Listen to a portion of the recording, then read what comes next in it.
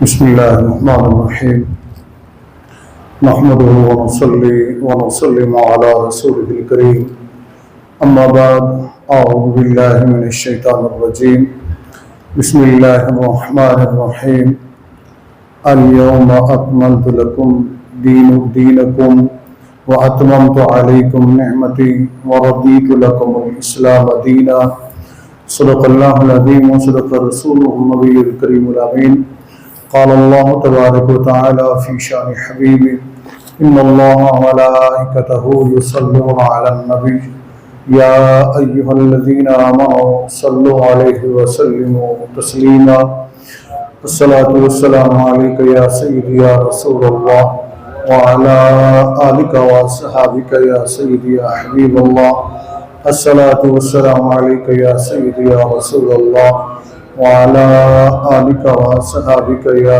سيدي یا رحمت للعالمین۔ السلام علیکم ورحمۃ اللہ وبرکاتہ۔ زنی گرامی قدر، گزشتہ جمعۃ المبارک میں آپ نے سماعت فرمایا خطبہ حجۃ الوداع کا پیغام، اس کا پس منظر، اور تھوڑا سا اس میں تذکرہ ہوا تھا کہ اللہ کے حبیب صلی اللہ علیہ وآلہ وسلم نے اس میں انسانی حقوق کو کس طریقے سے بیان فرمایا۔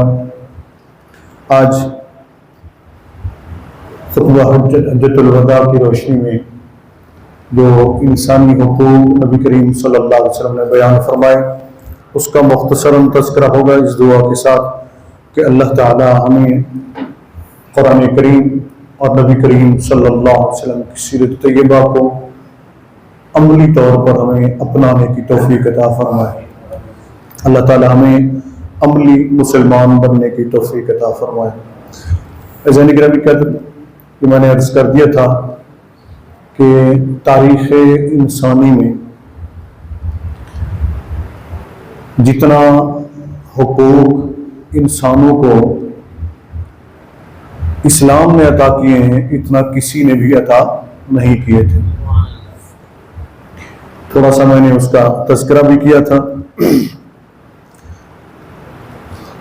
اور دیگر جتنے بھی مذاہب ہیں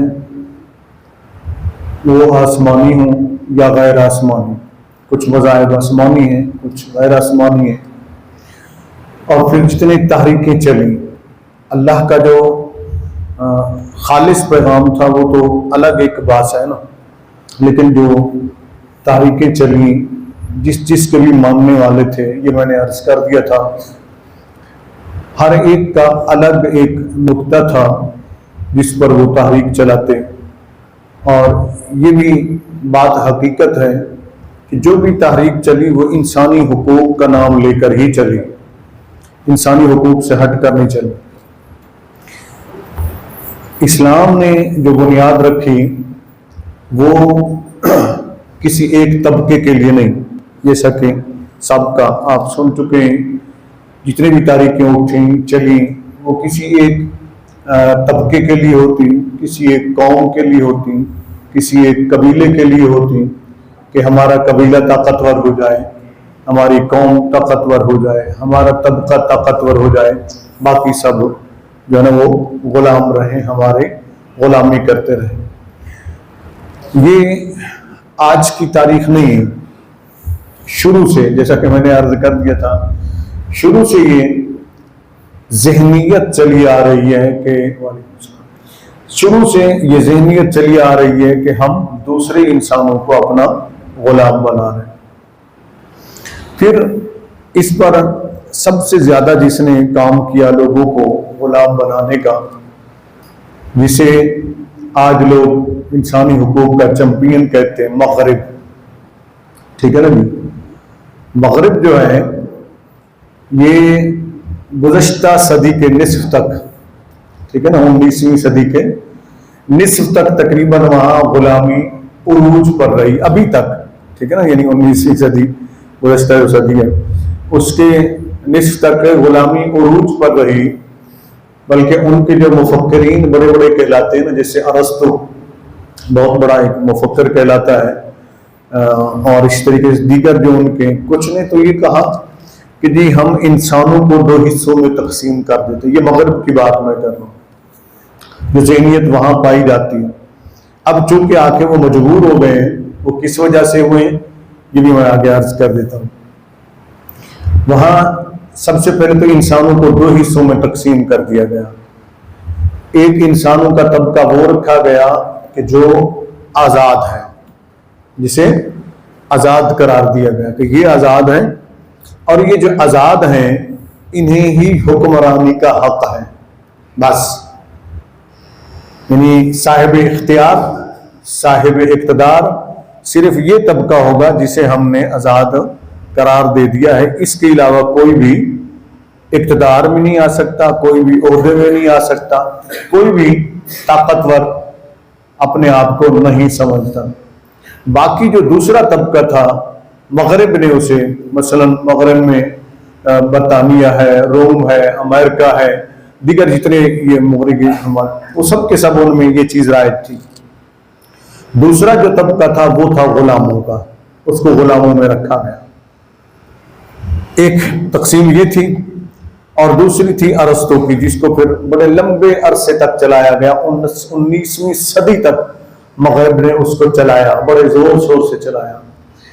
ارسطو نے جو فکر دی، جو سوچ دی، اب وہ بڑے آپ الفاظ دیکھیں گے تو آپ حیران رہیں کہ ہاں یہ تو ضروری ہے نا جی. اس نے کہا کہ غلاموں کا ہونا ضروری ہے معاشرے کے لیے. کس کا ہونا؟ غلاموں کا ہونا معاشرے کے لیے ضروری ہے. غلامی کا ہونا معاشرے کے لیے ضروری ہے. کیوں؟ انہوں نے کہا غلام جو ہے وہ کام کرنے کے لیے ہوتے ہیں. کس لیے ہوتے ہیں؟ کام کرنے کے لیے ہوتے ہیں. ان سے ہر مشکل سے مشکل کام کروایا جائے اور ان کو غلامی کے زمرے میں رکھا جائے. غلام کا کوئی حق نہیں تھا، اس کے کوئی حقوق نہیں ہوتے ہیں. غلام کے کوئی حقوق نہیں ہوتے. غلام جتنا محنت کرے، جو کمائے، اس سب کا اصل مالک جو ہوگا وہ اس کا آقا ہوگا. وہ اس کا آقا ہوگا جس کا یہ غلام ہے. یہ 2 تصور تھے جو پوری دنیا میں چلتے رہے. اب آتے ہیں اسلام کی طرف. اسلام نے کیا کیا؟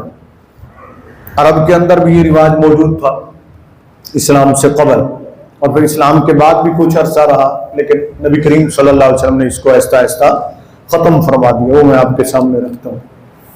اب اس پہلے نقطے پر ہم آ جاتے ہیں. قرآن کی جو آج میں نے آیت مبارکہ تلاوت کی ہے، یہ سورۃ مائدہ کی آیت مبارکہ کا حصہ ہے. رب کریم نے ارشاد فرمایا الیوم اکملت لکم دینکم واتممت علیکم نعمتی ورضیت لکم الاسلام دینا. یہ حجۃ الوداع کے موقع کے اوپر آخری قرآن کریم کی آیت مبارکہ نازل ہوئی، جب نبی کریم صلی اللہ علیہ وسلم نے وہ چیپٹر عطا فرما دیا، خطبہ ارشاد فرمایا حجۃ الوداع، تمام حقوق بیان فرما دیے. یعنی انفرادی حقوق، اجتماعی حقوق، معاشی حقوق، معاشرتی حقوق، عورتوں کے حقوق، بچوں کے حقوق، غلاموں کے حقوق، ملازموں کے حقوق، اور اللہ رب العزت کے حقوق، وہ سارے نبی کریم صلی اللہ علیہ وسلم نے اسی حجۃ الوداع کے خطبے میں جمع فرما دیے بڑے احسن انداز میں. اور بار بار نبی کریم صلی اللہ علیہ وسلم نے فرمایا لوگوں سے کہ اے لوگوں بتاؤ میں نے اللہ کا پیغام پہنچا دیا. صحابہ کرام نے بیک زبان کہا یا رسول اللہ صلی اللہ علیہ وسلم آپ نے اللہ کا پیغام پہنچا دیا. پھر کریم آقا علیہ السلام نے پوچھا، فرمایا کل قیامت کے دن اللہ تعالیٰ تم سے میرے بارے میں سوال کرے گا. وہ پوچھے گا کہ میرے محبوب نے، میرے نبی نے تم تک پیغام پہنچایا کہ نہیں پہنچایا؟ تم کیا کہو گے؟ تم کیا کہو گے؟ تو بیک زبان سب نے عرض کیا کہ ہم گواہی دیں گے کہ اے اللہ تیرے حبیب صلی اللہ علیہ وسلم نے تیرا پیغام ہم تک پہنچا دیا تھا. یہ بار بار نبی کریم صلی اللہ علیہ وسلم فرما رہے ہیں. یعنی آقا علیہ السلام کو بھی اس بات کی فکر ہے کہ اللہ کی بارگاہ میں جواب دہ ہونا ہے. اللہ پوچھے گا، جب میری ذات کے متعلق پوچھے گا تو اپنی امت کو وہ فکر دے رہے ہیں کہ جب میں اللہ کی بارگاہ میں جواب دے ہوں تو پھر تمہیں بھی جواب دینا پڑے گا. اپنے اندر وہ فکر پیدا کرو، وہ سوچ پیدا کرو.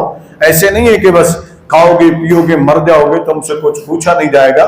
تم سے پوچھا جائے گا کن کے بارے میں؟ تم سے پوچھا جائے گا کہ اللہ نے تمہیں اسی حجت الوداع کے خطبے کا خلاصہ سامنے رکھتے ہوئے تم سے پوچھا جائے گا کہ اللہ نے تمہیں زندگی عطا کی تو تم نے کیسے اس کو خرچ کیا، زندگی کو کیسے گزارا، مال دیا کیسے خرچ کیا، تمہیں حقوق دیے کیسے، آنکھیں دی، کان دیے، بازو دیے، بولنے کی طاقت دی، مال و دولت عطا کیا تو اس کا کیسے استعمال کیا تم نے، تمہاری بیویاں تھیں ان کے حقوق کیسے ادا کیے، بیٹیاں تھیں، بیٹے تھے، بھائی تھے، رشتہ دار تھے، نوکر چاکر غلام تھے، ان کے ساتھ تم نے کیا کیا. تو یہ ساری چیزیں اسی خطبے کے اندر آ گئیں. آقا علیہ الصلوۃ والسلام نے واضح طور پر اس پر اللہ تعالیٰ نے ارشاد فرمایا کہ آج کے دن ہم نے تمہارے دین کو تمہارے لیے مکمل کر دیا. اليوم اکملت لکم دینکم واتممت علیکم نعمتی ورضیت لکم الاسلام دینا. اور اللہ رب العزت دین اسلام پر راضی تمہارے لیے راضی ہے کہ اس نے دین کو تمہارے لیے پسند فرما لیا ہے. اب یہ کیوں فرمایا؟ فرمایا کہ جتنے بھی باتیں پیغام احکام میں نے دینے تھے وہ میرے محبوب نے پہنچا دیے. اب اس کے بعد نیا قانون کوئی نہیں بنا سکتا، نیا قانون کوئی نہیں بنا سکتا. اس کے مقابلے کے اندر نئی تاریخ کو چلا لے، نیا کوئی نظام لے آئے، وہ نہیں چل سکتا ہے. جو اللہ نے بنا دیا بتا دیا اپنے محبوب صلی اللہ علیہ وسلم کو اور انہوں نے واضح طور پر فرما دیا. اب آئیے یہ آیت نازل ہوئی اس موقع کے اوپر. اب ہم چلتے ہیں اسی پہلی بات پر جو غلامی کا تصور ہے حجت الوداع کے خطبے کے اندر. اب آپ اندازہ کریں نبی کریم صلی اللہ علیہ وسلم کا آخری حج، ٹھیک ہے نا جی، خطبۃ الوداع 1 لاکھ کے قریب یا اس سے کچھ زیادہ یا کچھ کم 1.25 لاکھ کے قریب صحابہ کرام رضوان اللہ تعالی علیہ مجمعین کا اجتماع ہے اور نبی کریم صلی اللہ علیہ وسلم اس میں خطبہ ارشاد فرما رہے ہیں. کہاں؟ آقا علیہ الصلوۃ والسلام جب منا سے عرفات کی طرف تشریف لائے اور وہاں اپنی کسوہ اونٹنی پر سوار ہوئے، خطبہ ارشاد فرمایا جہاں آج مسجد نمرہ موجود ہے اور خطبہ دیا جاتا ہے اس کے قریب ہی کریم آقا علیہ الصلوۃ والسلام نے حجت الوداع کا جو خطبہ تھا وہ ارشاد فرمایا. سب سے پہلے اللہ رب العزت کی حمد کی کہ میں اللہ کی حمد کرتا ہوں جو کائنات کا خالق ہے، جو ہم سب کا خالق ہے، وہ وحدہ لا شریک ہے، اس کے سوا کوئی عبادت کے لائق نہیں ہے.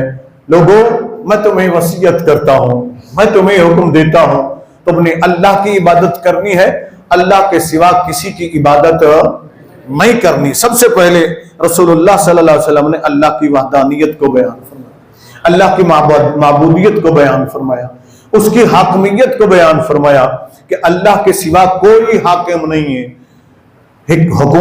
اقتدار اعلیٰ جو ہے وہ کس کا ہے؟ مجھے تو بولے نا، اللہ کا ہے.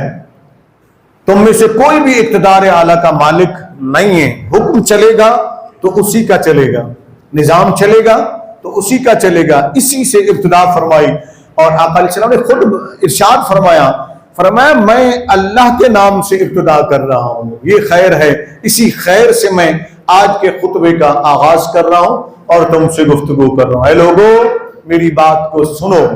یہ اللہ کے حبیب صلی اللہ علیہ وسلم کی خطبے کا خلاصہ. میں لفظ بلفظ پڑھوں تو یہاں بہت سارا ٹائم لگ جائے گا. اے لوگو میں تمہیں نصیحت کرتا ہوں، میں تمہیں حکم دیتا ہوں کس چیز کا؟ فرمایا کہ سنو، آج کے بعد زمانہ جاہلیت کی تمام باتوں کو، تمام رسوم کو میں نے اپنے پاؤں کے نیچے رونت دیا ہے. یا آقا علیہ السلام کے الفاظ کا خلاصہ، رونت دیا ان کو اپنے پاؤں کے نیچے. ان میں سے پہلی جو تھی وہ نسل در نسل چلنے والی جو دشمنیاں تھی نا، مگر مثلا اگر کسی سے کوئی غلطی سے کوئی قتل ہو گیا یا جان بوجھ کر ہو گیا، پھر اس کے بدلے ایک قتل اور بھی ہو گیا، تو وہ نسل در نسل چلتا تھا کہ اس قتل کا ہم نے بدلہ لینا ہے. فرمایا زمانہ جاہلیت میں ہونے والے قتلوں میں سے جتنے قتل ہیں آج ان سب کو میں معاف کرتا ہوں، کوئی کسی سے اب اس کا انتقام نہیں لے گا.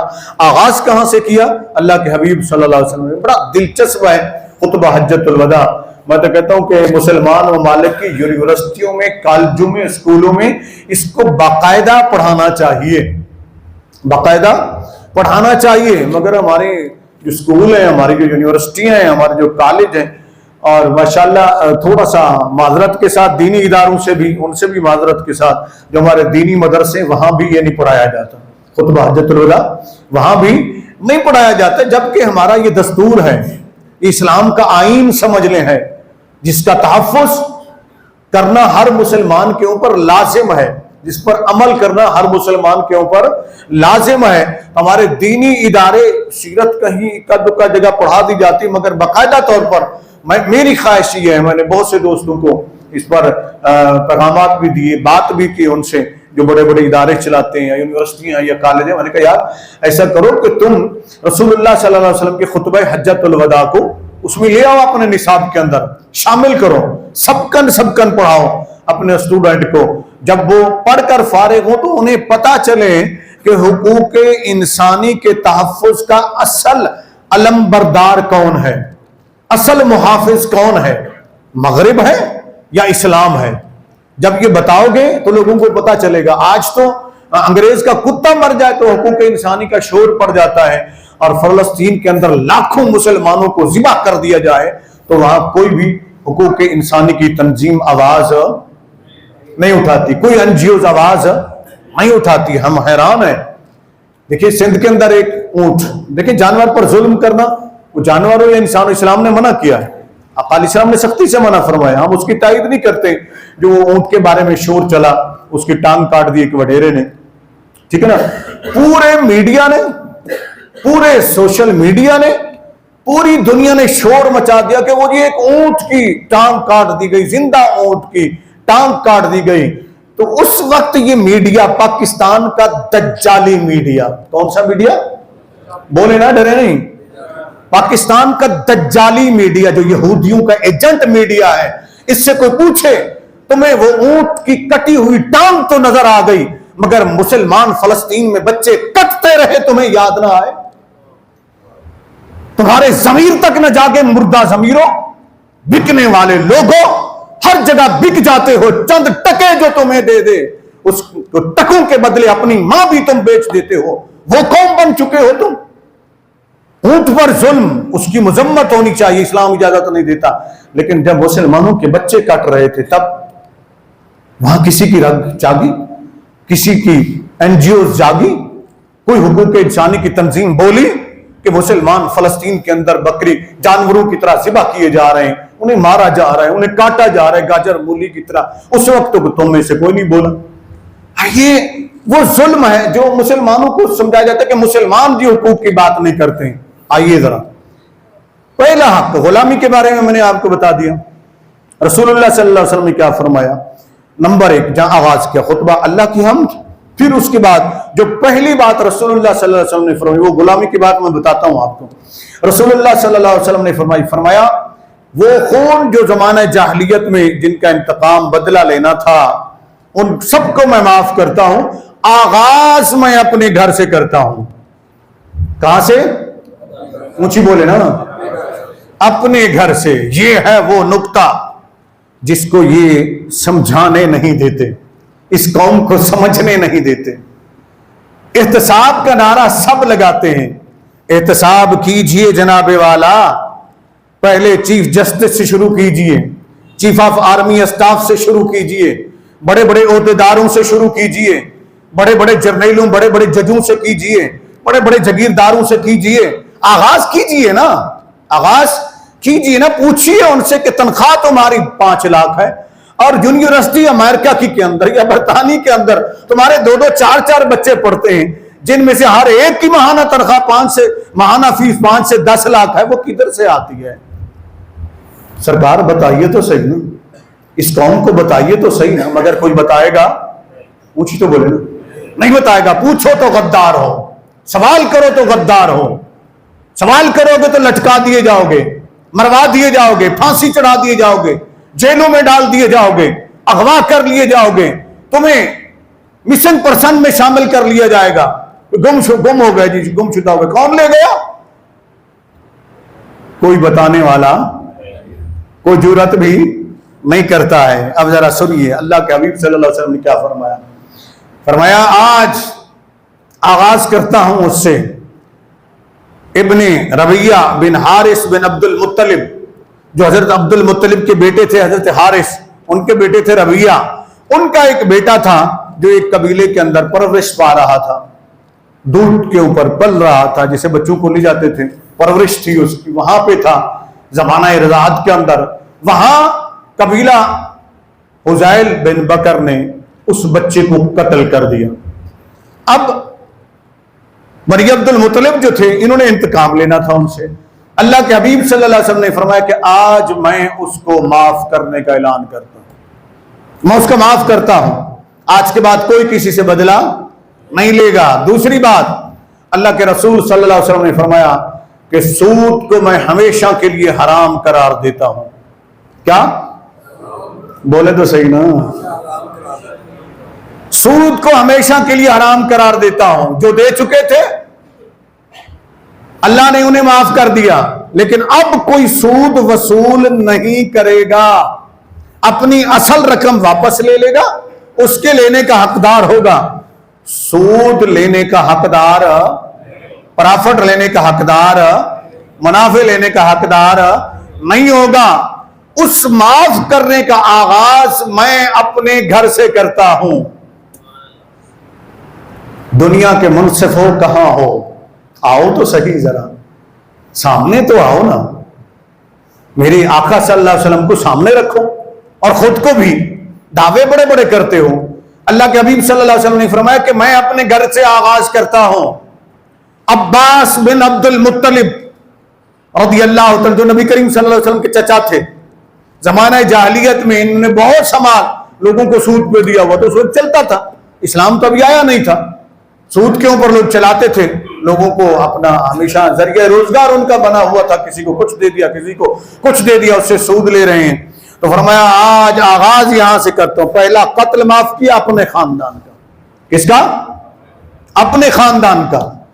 سود حرام قرار دیا تو سب سے پہلے جن پر سود کی رقم بنتی تھی معاف کر دیا، وہ تھا عباس بن عبد المطلب کا پیسہ، ان کا سود جو لوگوں پر تھا۔ فرمایا میں وہ لوگوں پر معاف کرتا ہوں، عباس بن عبد المطلب کسی سے کوئی سود نہیں لیں گے، ہاں ان کی اصل رقم ان کو واپس کر دی جائے۔ یہ دو پوائنٹ ابتدا میں رسول اللہ صلی اللہ علیہ وسلم نے رکھے اس خطبہ کے اندر۔ دوسری بات آقا کریم علیہ السلام نے جو ارشاد فرمائی، فرمایا آج میں اعلان کرتا ہوں، اللہ کے حبیب صلی اللہ علیہ وسلم فرماتے لوگوں سنو، آج میں تمہارے سامنے اعلان کرتا ہوں کہ تمہاری جانیں، تمہارا مال، تمہاری اولاد ایک دوسرے پر سنیں۔ کیا کمال طریقے سے فرمایا اس جملے کو ارشاد فرمایا۔ مکمل کرنے سے پہلے جو بات ارشاد وہ میں فرمایا، لوگوں آج کون سا مہینہ ہے؟ آج کون سا مہینہ ہے؟ لوگوں نے عرض کیا یا رسول اللہ صلی اللہ علیہ وسلم، حرمت والے جو 4 مہینوں ہیں ان میں سے ایک مہینہ ذی الحج بھی ہے، یعنی حرمت والا مہینہ ہے، احترام والا مہینہ ہے۔ اللہ کے حبیب صلی اللہ علیہ وسلم نے فرمایا آج دن کون سا ہے؟ آج دن کون سا ہے؟ انہوں نے عرض کیا جی حرمت والا دن ہے، اور اتفاق سے دن بھی جمعۃ المبارک کا تھا، دن بھی جمعۃ المبارک کا تھا۔ فرمایا لوگوں آج حج کون سا حج ہے؟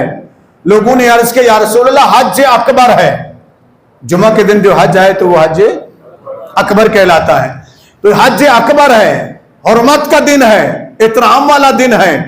فرمایا سنو، جس طرح قیامت تک کے لیے اس دن کی حرمت، اس مہینے کی حرمت برقرار رہے گی، اس کا احترام کیا جاتا رہے گا، اسی طرح آج میں نے تمہاری جانیں، تمہارا مال، تمہاری اولاد، تمہاری عزتیں ایک دوسرے پر حرام قرار دے دی ہیں، اسی طرح احترام کرو گے جس طرح اس مہینے کا احترام کرتے ہو، اسی طرح ایک دوسرے کی حرمت کا خیال کرو گے جس طریقے سے اس دن کی کرتے ہو۔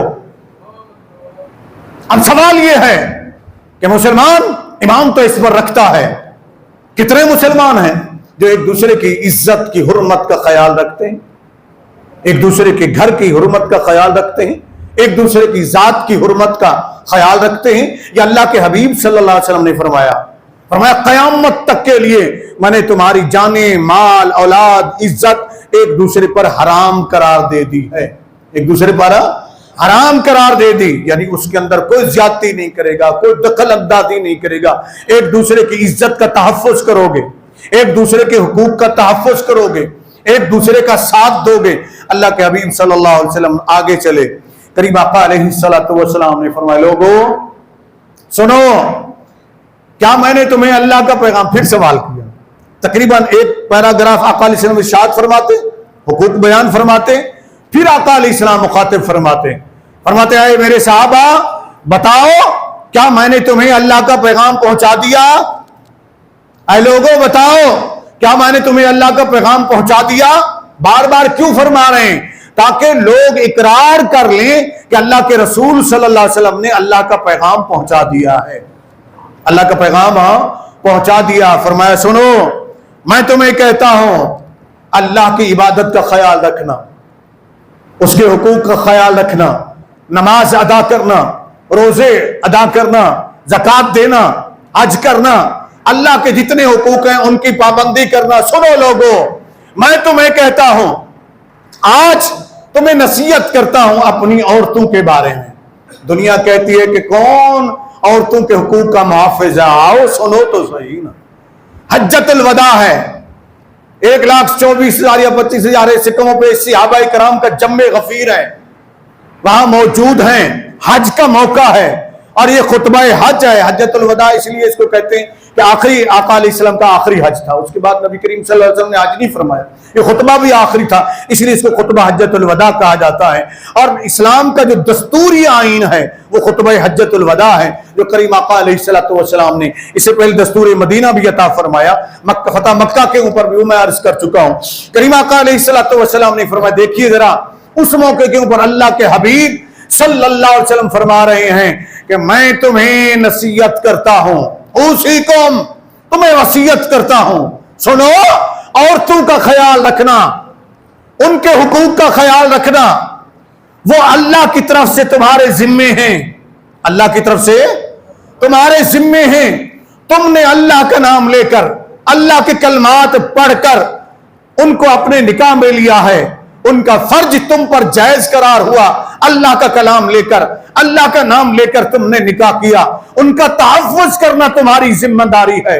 سنو لوگوں عورت کمزور ہے، عورت کمزور ہے، اس کے حقوق کا خیال رکھنا، وہ چیزیں استعمال کرنے میں تمہاری محتاج ہے، وہ تمہاری طرف دیکھتی ہے، وہ اپنے اختیار سے کچھ باہر نہیں کر سکتی ہے، لہذا تمہیں اس کے حق میں خیانت نہیں کرنی، ان کے حقوق کا خیال رکھنا۔ ساتھ ہی متصل آپ کے اور میرے حبیب صلی اللہ علیہ وسلم نے ارشاد فرمائے لوگوں تمہیں غلاموں کے بارے میں نصیحت کرتا ہوں۔ غلاموں کے بارے میں، کن کے بارے میں؟ غلاموں کے بارے میں۔ یہاں مغرب میں 19ویں صدی تک غلامی عروج پر رہی، 19ویں صدی کے نصف تک، غالباً یہ 1850 یا 1945 تک یہ غلامی چلتی رہی، غلامی باقاعدہ چلتی رہی، امریکہ کے اندر، برطانیہ کے اندر، روم کے اندر، فرانس کے اندر، جرمنی کے اندر۔ میں چیلنج سے کہتا ہوں کہ کوئی بتا دے 19ویں صدی سے پہلے غلامی ختم ہوئی ہو، اور اسلام نے 1400 سال پہلے غلامی کو ختم فرما دیا، غلامی کو ختم فرما دیا تھا۔ یہ دیواریں چین کس نے بنائی تھی؟ یہ امریکہ کی بڑی بڑی بلڈنگیں کس نے بنائی تھی؟ یہ برطانیہ کے بڑے بڑے اسٹیشن کس نے بنائے تھے؟ ذرا پڑھو تو صحیح اس تاریخ کو، کہ عجم کے جو لوگ غلام جن کو تصور کیا جاتا تھا، یعنی بر صغیر کے لوگ، وہ انڈیا ہو، وہ پاکستان ہو، وہ بنگلہ دیش ہو، وہ دیگر ممالک ہوں، انہیں غلاموں کی طرح زنجیروں میں باندھ کر لے جایا جاتا تھا، اور ریلوے کی پٹڑیاں ان سے اٹھوائی جاتی، بچھوائی جاتی، بڑے بڑے پتھر ان سے اٹھوائے جاتے، اور لوگ کہتے ہیں مغرب چمپئن ہے انسانی حقوق کا، مغرب چمپئن ہے، ٹھیکیدار ہے، وہ انسان کو حقوق دیتا ہے۔ نہیں، مغرب سب سے بڑا غدار ہے انسانی حقوق کا، مغرب سب سے بڑا ڈاکو ہے انسانی حقوق کی پامال کرنے کا، اور آج بھی اس نے وہ ڈاکہ جاری رکھا ہوا ہے۔ اسلام کے خلاف وہ کیوں ہے؟ وہ اس لیے کہ اسلام کہتا ہے کہ اگر حاکم وقت بھی ہے تو اسے بھی ایک عام آدمی کے ساتھ صف میں کھڑا ہونا پڑے گا، اسے جواب دینا پڑے گا، اسے جواب دینا پڑے گا. مغرب ہی تو ہے نا جو یہ قانون لایا کہ کوئی صدر ہے تو اسے استثناء ہے, اس سے کوئی پوچھ نہیں سکتا. کوئی وزیر اعظم ہے تو اسے استثناء ہے, اسے کوئی پوچھ نہیں سکتا. کوئی ملکہ ہے تو اسے استثناء ہے, اسے کوئی پوچھ نہیں سکتا ہے. اور کوئی چیف ہے آرمی کا تو اسے استثناء ہے, اسے کوئی سوال نہیں کر سکتا ہے. کوئی چیف جسٹس ہے, یہ دائرے جو بنائے ہوئے, گھیرے بنائے ہوئے ہیں, ان کے بارے میں کوئی پوچھ نہیں سکتا. پوچھو گے تو توہین ہو جائے گی. اگر اس قانون کے تحت مغرب نے جو دیا ہوا قانون ہے, توہین کسی کی اگر نہیں ہوتی تو جمہور کی توہین نہیں ہوتی ہے, عوام کی توہین نہیں ہوتی ہے. اس عوام کے ساتھ جتنا ظلم کر لو, یہ عوام بول نہیں سکتی ہے, اس کی توہین نہیں سمجھی جائے گی. مگر یہ قانون کس نے دیے ہوئے؟ نہیں, یہ جو جمہور کے قانون ہے کس نے دیے ہوئے ہیں؟ یہ تحفظ جو دیے ہوئے ہیں. آپ کے پاکستان کے اندر کس کا قانون چل رہا ہے؟ انڈیا کے اندر کس کا قانون چل رہا ہے؟ عدالتی نظام کس کا چل رہا ہے؟ 1857 سے پہلے کا وہی عدالتی نظام چل رہا ہے. اسلامی اصلاحات تو آئی نہیں ہے نا. جو آئین کے اندر بنائی گئی ان کو نافذ ہی نہیں ہونے دیا گیا. کیوں نہیں کرنے دیتے؟ یہ سارے شامل ہیں, وہ جج ہوں, وہ جرنیل ہوں, وہ سیاستدان ہوں. وہ اس لیے کہتے ہیں کہ اگر یہ آ گئے جو اسلام نے کہا تھا کہ تم میں سب برابر ہیں. کیا ہے؟ حجۃ الوداع کریم آقا علیہ الصلوۃ والسلام نے فرمایا کہ میں آج تمہیں بتاتا ہوں, کریم آقا نے فرمایا میں حکم دیتا ہوں کہ آج کے بعد کسی گورے کو کسی کالے پر, یہ فتح مکہ کا بھی بتایا تھا میں نے, وہاں بھی آقا علیہ السلام نے فرمایا, یہاں بھی آقا علیہ السلام نے اس کو حصہ بنایا. کسی گورے کو کسی کالے پر, کسی کالے کو کسی گورے پر, کسی اجمی کو کسی عربی پر, اور کسی عربی کو کسی اجمی پر کوئی فوقیت حاصل نہیں ہے. پھر اللہ کے حبیب صلی اللہ علیہ وسلم آگے بڑھے کریم آقا علیہ الصلوۃ والسلام, تو انہوں نے ارشاد فرمایا, رسول اللہ صلی اللہ علیہ وسلم نے فرمایا, سنو لوگو, کیا میں نے تمہیں اللہ کا پیغام پہنچا دیا؟ صحابہ کرام نے بیک زبان کا, نام یا رسول اللہ, نام یا رسول اللہ.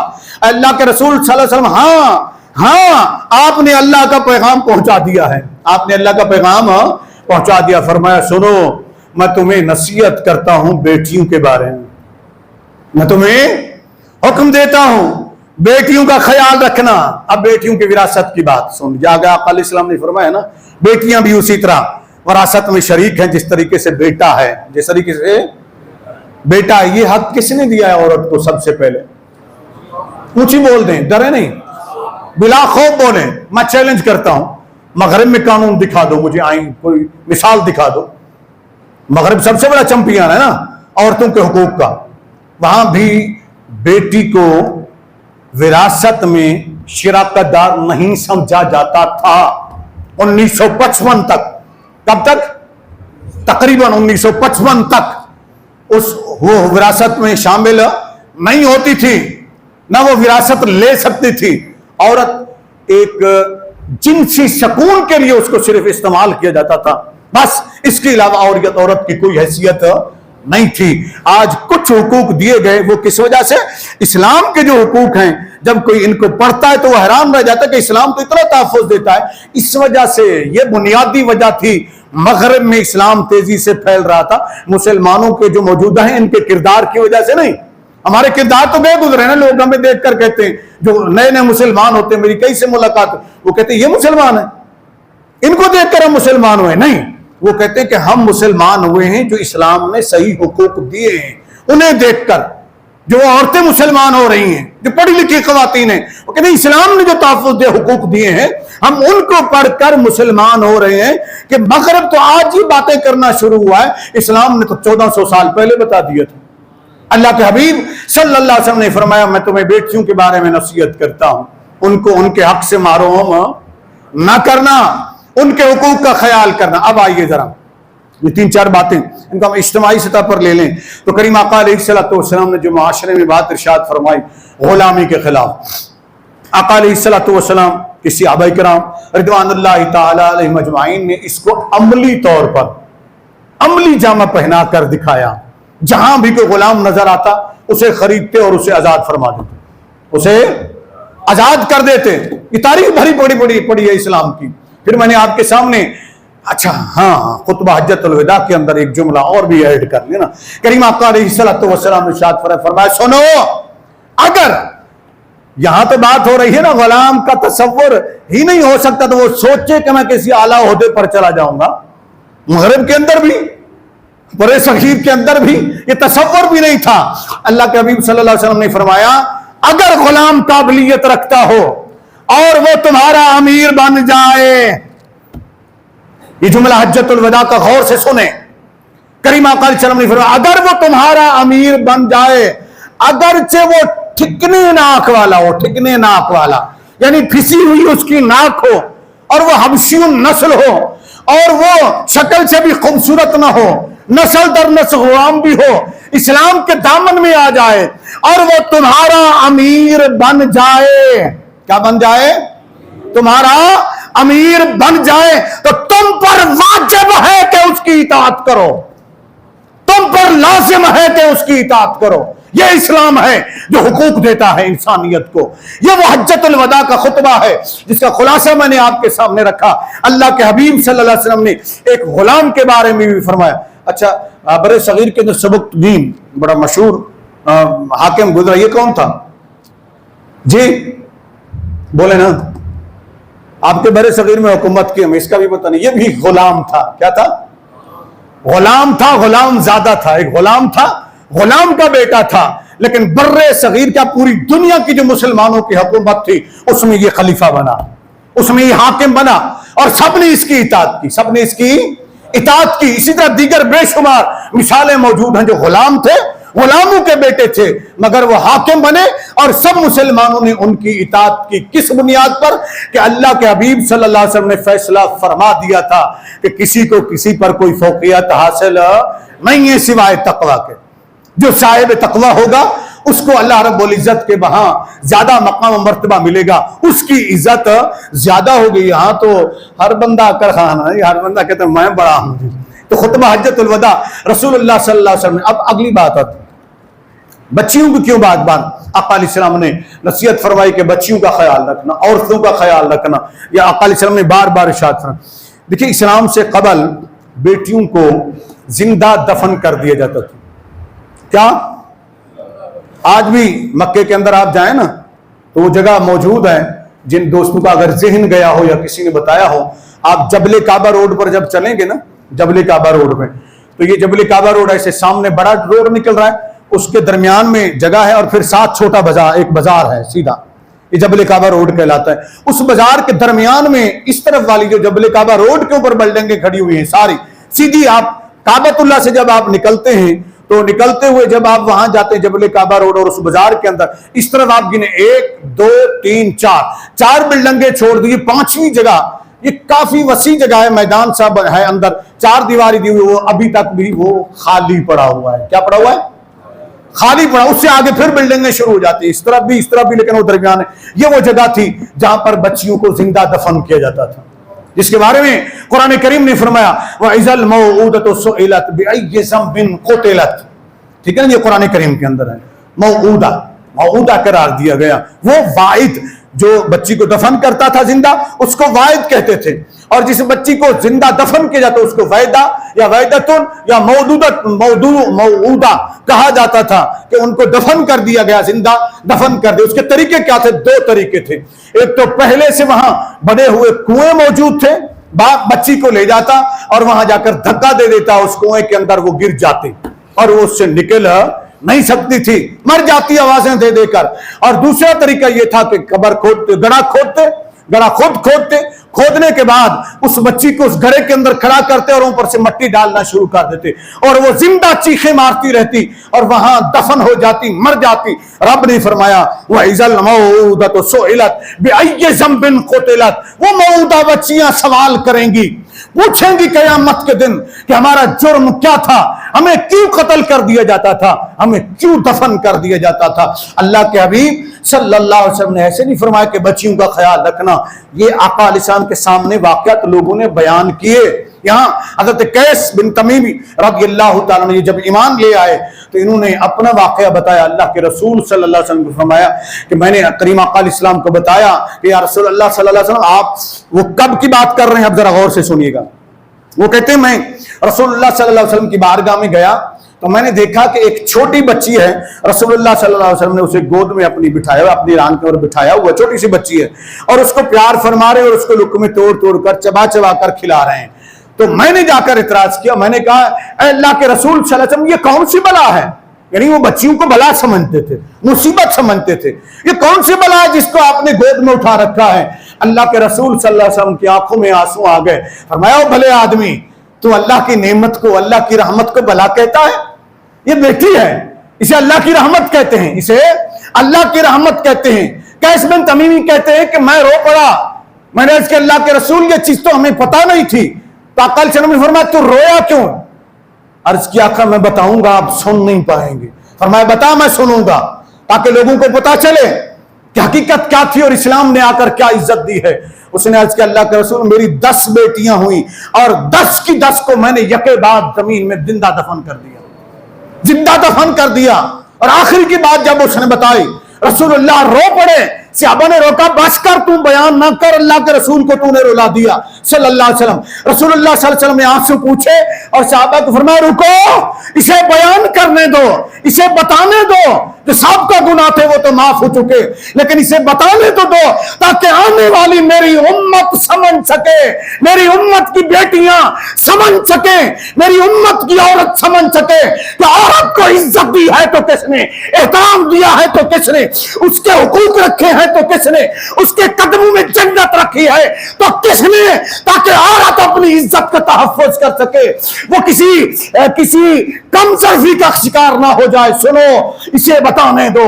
اس نے عرض کیا اللہ کے رسول صلی اللہ علیہ وآلہ وسلم، جب میں آخری بیٹی کو، وہ بڑی ہو چکی تھی، وہ بولتی تھی، وہ آواز کو سنتی تھی، سمجھتی تھی، میں بلاتا تھا وہ دوڑتی ہوئی آتی تھی، میں پانی مانگتا وہ گلاس لے کر کھڑی ہوتی، ابا پانی پی لے، وہ اتنا خدمت کرتی۔ بالآخر میں اسے لے گیا، جب میں نے اسے کنویں کے اندر دھکا دیا، اسے زندہ دفن کیا، اے اللہ کے رسول آخری آواز جو میں نے اس کی سنی وہ یہ تھی اے ابا جان، اے ابا جان، اے ابا جان مجھے کس کے سہارے چھوڑے جا رہے ہو؟ اے ابا جان میرا گناہ تو بتا دو، مجھے کیوں دفن کیے جا رہے ہو؟ یہ وہ معاشرہ تھا جس معاشرے کے اندر اللہ کے حبیب نے آ کر بتایا، فرمایا جس کی 2 بیٹیاں ہوں گی اس نے ان کی پرورش کی، انہیں جوان کیا، انہیں اپنے گھر کا کر دیا، یوں 2 انگلیاں اٹھائیں، فرمایا ایک طرف میں ہوں گا، ایک طرف وہ میرا امتی ہوگا، اس طرح میرے ساتھ ساتھ جنت کے اندر جائے گا۔ بیٹی کو پالنے والا، بیٹی کا تحفظ کرنے والا۔ کہتے ہیں کہ اسلام نے کیا دیا؟ خطبہ حجت الوداع ہمیں یہ بتاتا ہے کہ اللہ کے حبیب صلی اللہ علیہ وسلم نے سب کے حقوق بیان فرما دیے، یہاں تک کہ جانوروں کے حقوق بیان فرمائے، بزرگوں کے حقوق بیان فرمائے۔ دعا یہ ہے کہ اللہ تعالی ہمیں آقا کریم علیہ السلام کے ارشادات کو سمجھنے اور ان پر عمل کرنے کی توفیق عطا فرمائے۔ السلام علیکم۔